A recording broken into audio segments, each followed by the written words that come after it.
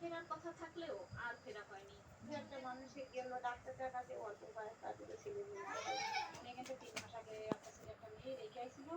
কিন্তু তারপরে উনি আবার বাড়ি এসে আবার ডাক্তারকে বলে উনি ছেলেকে নিয়ে আসতে বলে এখান থেকে ১১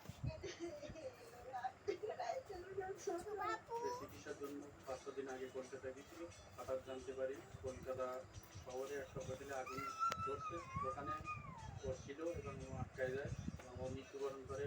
আমার হয় যাতে আমরা 5 লাখ টাকা অতি দ্রুত আমরা পেতে পারি। এদিকে নিহতদের মরদেহ দেশে ফিরিয়ে আনতে সব ধরনের চেষ্টা চলছে বলে জানিয়েছে সাতক্ষীরার জেলা প্রশাসন।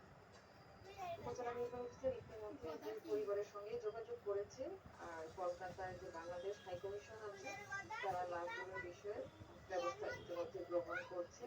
আইনি প্রক্রিয়া সম্পন্ন করে বাংলাদেশে লাভজন প্রেরণ করা হবে।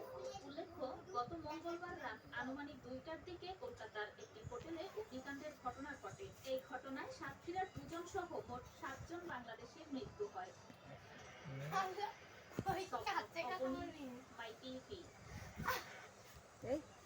কলকাতায় অগ্নিকাণ্ডে ৭ বাংলাদেশের মৃত্যুর ঘটনায় দুঃখ প্রকাশ করেছেন ভারতীয় হাইকমিশনার দীনেশ ত্রিবেদী।